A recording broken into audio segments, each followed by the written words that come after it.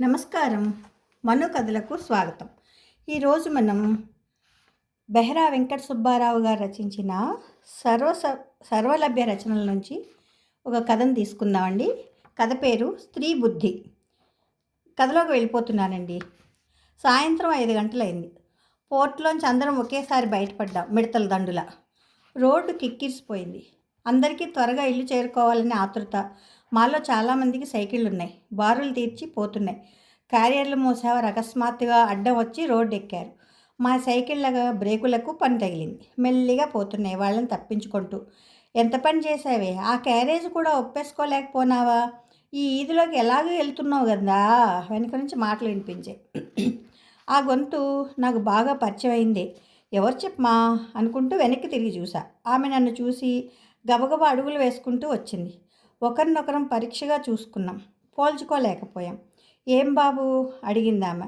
Carrier కుదుర్చుకుంటానేమోనన్న ఆశతో. నీ పేరేంటి అడిగా. పేరు చెప్పలేదు. కాస్త ఎడంగా జరుగుతూ మాది ఊరే బాబు అంది. ఆమెది ఊరు కాదని నాకు బాగా తెలుసు. ఆమె నాకు తెలుసున్న మనిషే, కానీ జ్ఞాపకానికి రావడం లేదు. అసలు మీదే ఊరు? నిజం చెప్పమన్నట్టు చూసా. మాది తుని దగ్గర మల్లారం బాబు. ఇక్కడికి వచ్చి 10 ఏళ్ళు అయింది. అందుకని అలా చెప్పా. బాబు తవన్ని ఎక్కడో చూసినట్టుంది అంది కన్నార్పకుండా నన్ను చూస్తూ. నువ్వు పోలయ్య పెళ్ళానివి కదూ? ఆమె ముఖం వికసించింది. నెత్తిమీద తట్టాను క్యారియర్లు పడిపోకుండా నెమ్మదిగా దించి రోడ్డుకు పక్కగా పెట్టింది. నేను నా సైకిల్ని బాగా పక్కకి తీశా. తమరు సాతులుగా రెండో అబ్బాయి రమేష్ బాబు గారు కదండి? ఎంత పెద్దయిపోయారు బాబు. నేను పోసుకోలేకపోయినా. నాన్నగారు అమ్మగారు బాగున్నారా బాబు? ఈ పొరట్లోనేంటి బాబు తమరికి పని? నాన్నగారిని అమ్మగారిని చూసి చాలా సంవత్సరాలైంది. అన్నయ్య గారు కూడా ఉంటున్నారా? ఆరోగ్యం బాగుందా?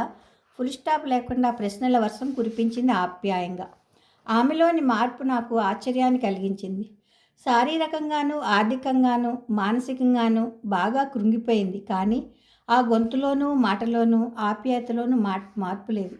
ఆమె అభిమానం అప్పటికీ ఇప్పటికీ ఒక్కలాగే ఉంది. ఆమె నా జవాబు కోసం ఆతృతగా చూస్తోంది. నాన్నగారు పోయి 5 సంవత్సరాలు అయింది.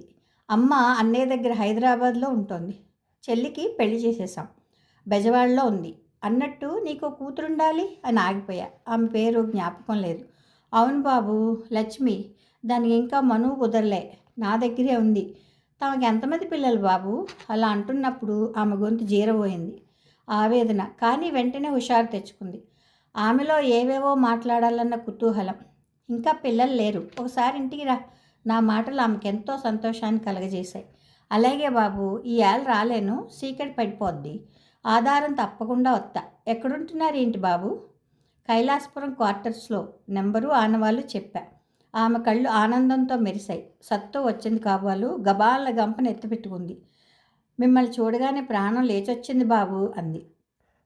క్వార్టర్స్ చేరేసరికి సాయంత్రం అయింది. వీధి వరండా తుడుచుకుంటోంది శాంతి. ఈవేళ కూడా పని మనిషి రాలేదు కాబోలు అనుకుంటూ సైకిల్ దిగా. మీ చిరాకులు పరాకులు పని మనుషుల మీద చూపిస్తే ఊరుకుంటారా? నిక్షేపంగా నోరెత్తకుండా పనిచేసే పిల్లని మాన్పించేశారు. దీన్ని పెట్టారు. వారానికి 3 రోజులు నాగా చెప్పా చేయకుండా మానేస్తుంది. ఈ పనులు నేను చెయ్యలేను బాబు. నన్ను చూడగానే చుర్రుమంది. పోనీ మరో మనిషిని చూద్దాం అన్న లోనికి అడుగు పెడుతూ.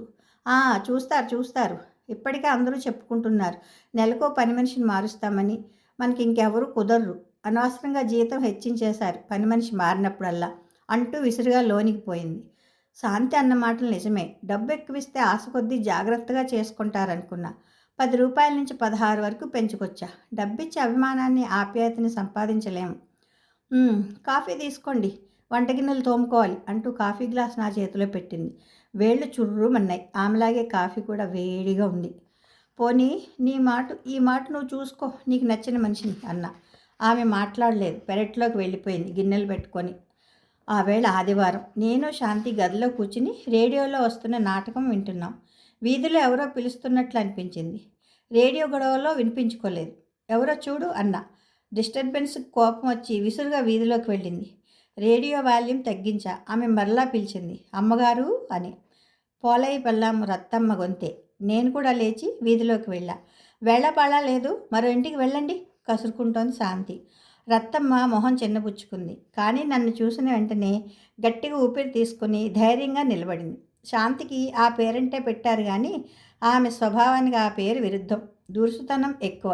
అసలు పని మనుషులు మానేయడానికి కారణం ఆమె. అలా అంటే ఆమెకు కోపం వస్తుంది. రత్తమ్మ దాని కూతురు వీధి మెట్ల మీద నిలబడి ఉన్నారు. మంచి ఎండలో వచ్చారేమో, మొహాలు మాడిపోయి ఉన్నాయి.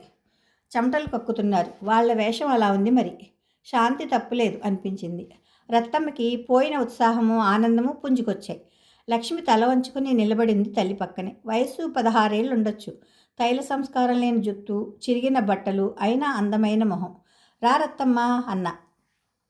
రత్తమ్మ సంకోచిస్తున్నట్లుగా నెమ్మదిగా వరండాలో అడుగుపెట్టింది. ఆమె వెనుకే లక్ష్మి. శాంతి నా వైపు చిరాగ్గా చూసింది. ఆ పిల్ల నీ కూతురు కదూ అడిగా.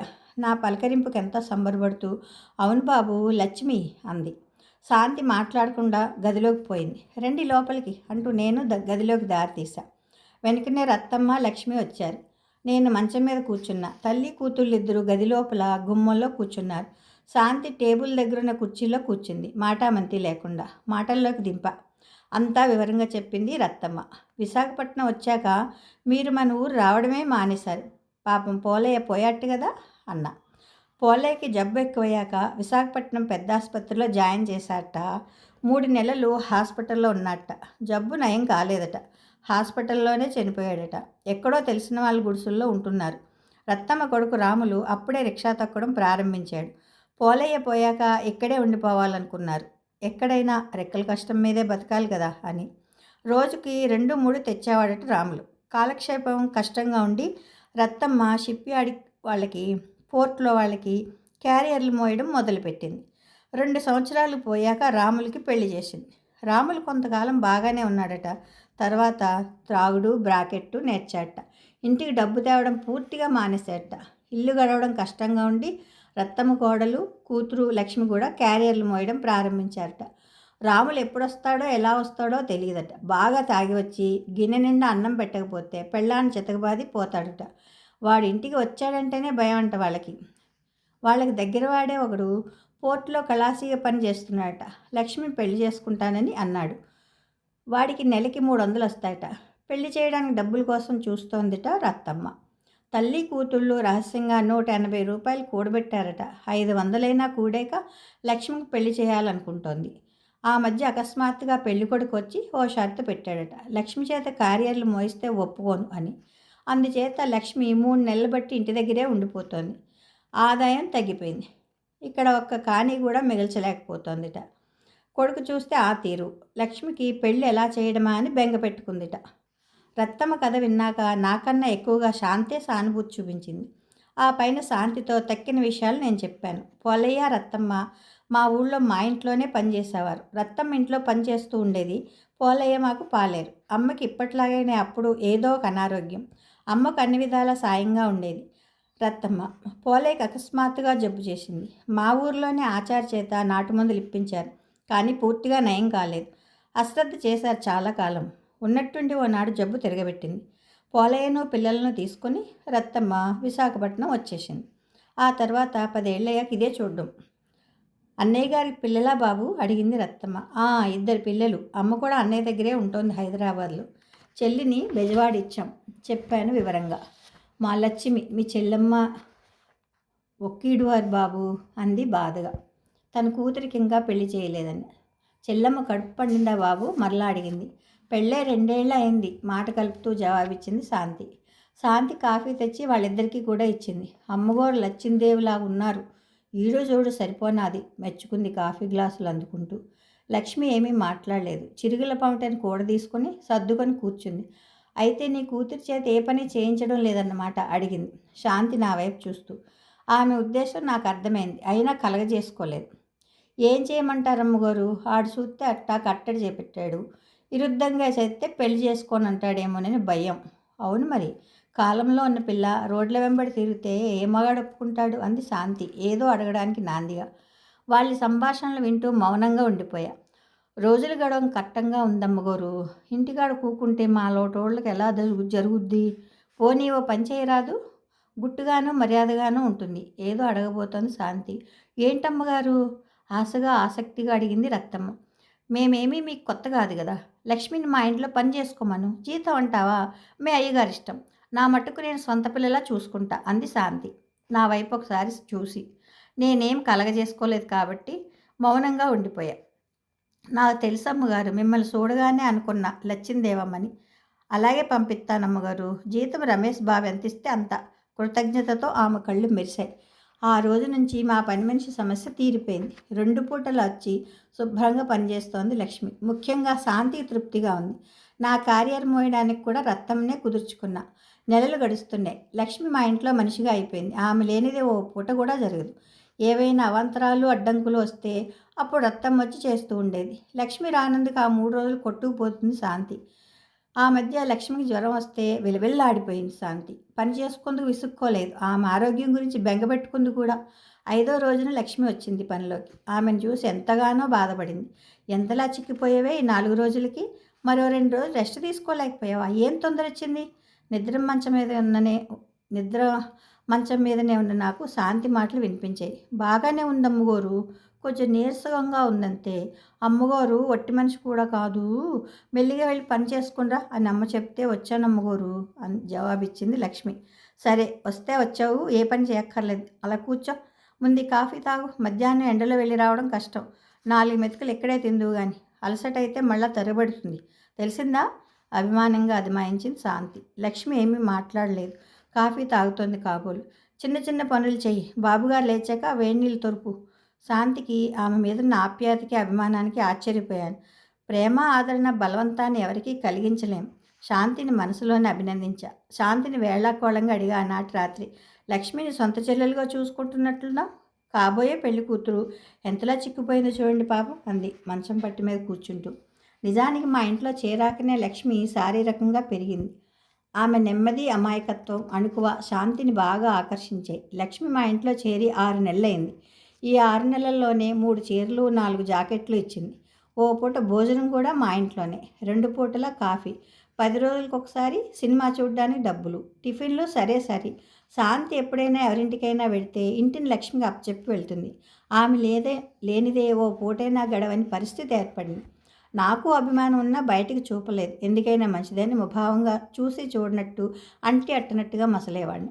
ఏమండి, మీది ఎంత రాతి గుండండి అంది శాంతి అకస్మాత్తుగా, సందర్భం లేకుండా. ఆమె మాటలు అర్థం కాలేదు. అలాగే చూసా శాంతి వైపు.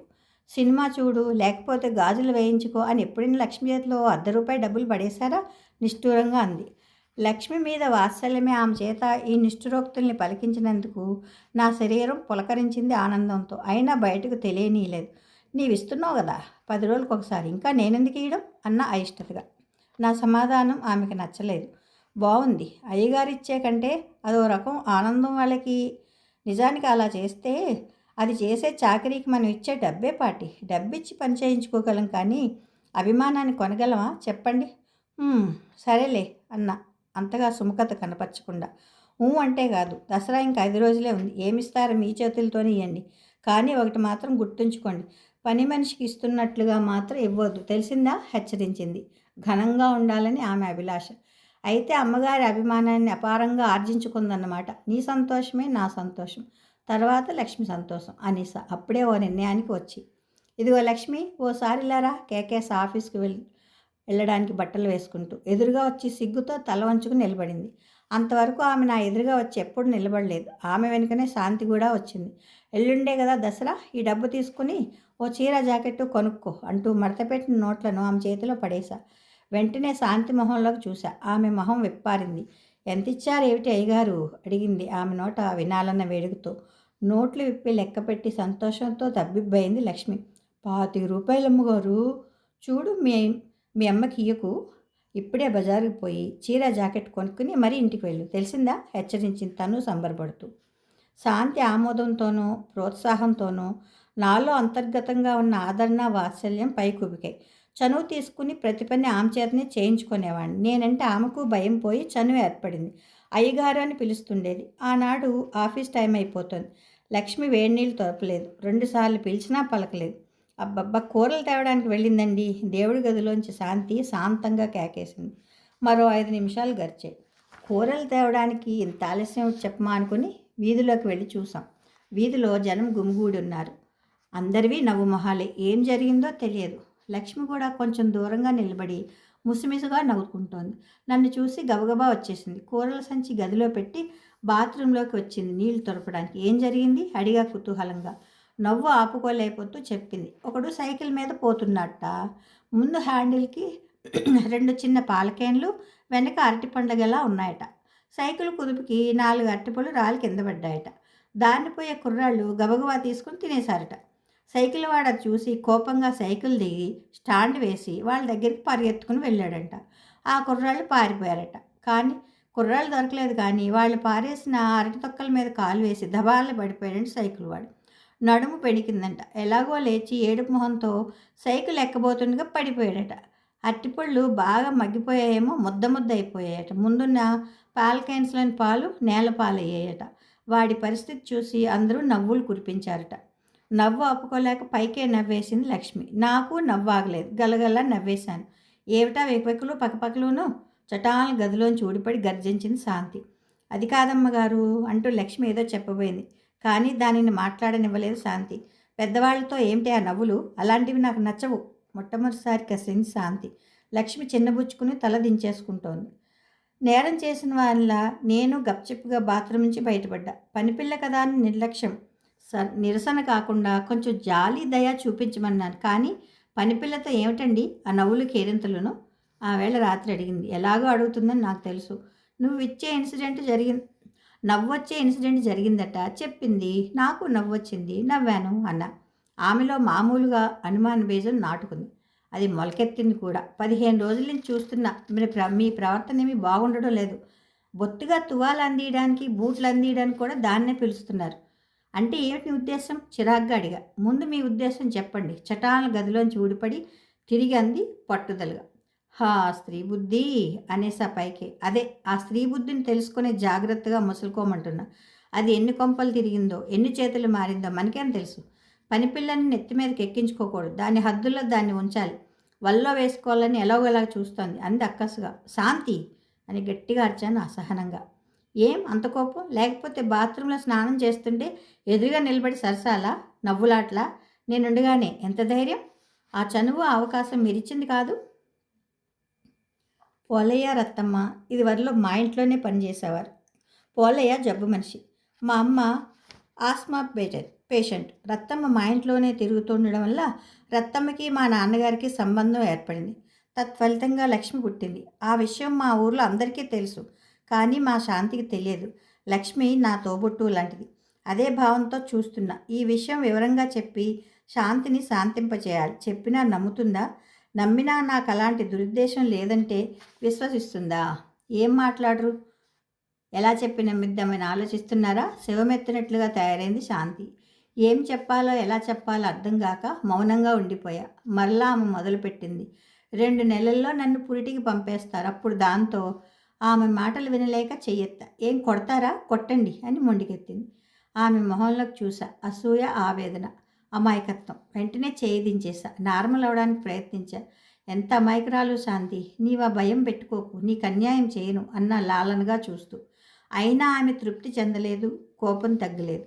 ఆ రాత్రి మౌనంగానే గడిచిపోయింది. ఈ సమస్యను ఎలా పరిష్కరించాలా అని రాత్రంతా ఓ నిర్ణయానికి వచ్చా. మన్నాడు మధ్యాహ్నం క్యారియర్ తెచ్చిన రత్తమ్మని అడిగాను. లక్ష్మి పెళ్ళికి ఎంత కూడబెట్టావు? ఏది బాబు, నెలలా తమరిచ్చిన డబ్బే దాస్తున్నా. ఇదివరకు కూడబెట్టిందంతా ఖర్చు అయిపోయింది. 200 రూపాయలున్నాయి బాబు చెప్పింది నిరుత్సాహంగా. వచ్చే నెలలో చాలా ముహూర్తాలున్నాయి, పెళ్లి చేసేయి అన్న క్యారియర్ విప్పుతూ. 500 లేకపోతే ఎలా బాబు? కట్నం అంటే లేదు కానీ ఖర్చులుండాలి కదా బాబు. డీలాపడి నాకెదురుగా కూర్చుండిపోయింది. ఆ 300 నేను ఇస్తా, పెళ్లి చేసే. నేను డబ్బిచ్చినట్టు అమ్మగారికి కానీ లక్ష్మికి కానీ తెలియకూడదు షరతు పెడుతూ హెచ్చరించాను. కృతజ్ఞతతో ఉక్కిరి బిక్కిరైపోయింది రత్తమ్మ. అలాగే బాబు, ధర్మాతును నాన్నగారే మీకు బుద్ధి పుట్టించారు, పిల్ల పెళ్లి చేయిస్తున్నారు అంటూ ఇంకా ఏవేవో అంది.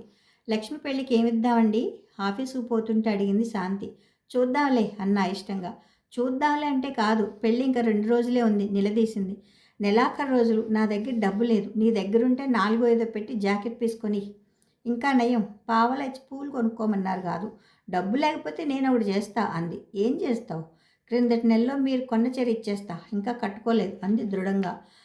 రూ. 65 చీర నీకేమైనా మతిపోయిందా? ఆమె దాతృత్వానికి నిజంగా నాకు మతిపోయింది. పెళ్లి కూతురు, పైగా అందమైన పిల్ల, ఆ చీరలు ఎంత బాగుంటుందని. మీరెన్ని చెప్పండి, ఆ చీర ఇవ్వాలనుకున్నా ఇచ్చేస్తా అంతే అంది. స్త్రీ బుద్ధి అనుకున్న ఈసారి మనసులోనే. ఆమె నా అనుమతి కోసం చూస్తోంది. అది కేవలం లాంఛనప్రాయం మాత్రమే. నేను సమ్మతించకపోయినా ఇవ్వక మానదు. కాబట్టి నేనెందుకు బయటపడాలి? సరే నీ ఇష్టం అనేసి సైకిల్ ఎక్కేశా. కథ సమాప్తం. ఈ కథ యువ మాసపత్రికలో 1/8/1977న ప్రచురించబడిందండి. ఈ కథ మీకు నచ్చితే లైక్ చేయండి, షేర్ చేయండి, కామెంట్ చేయండి, సబ్స్క్రైబ్ చేసుకొని నన్ను ఎంకరేజ్ చేయండి. ఉంటానండి. ప్రేమతో మీ మను.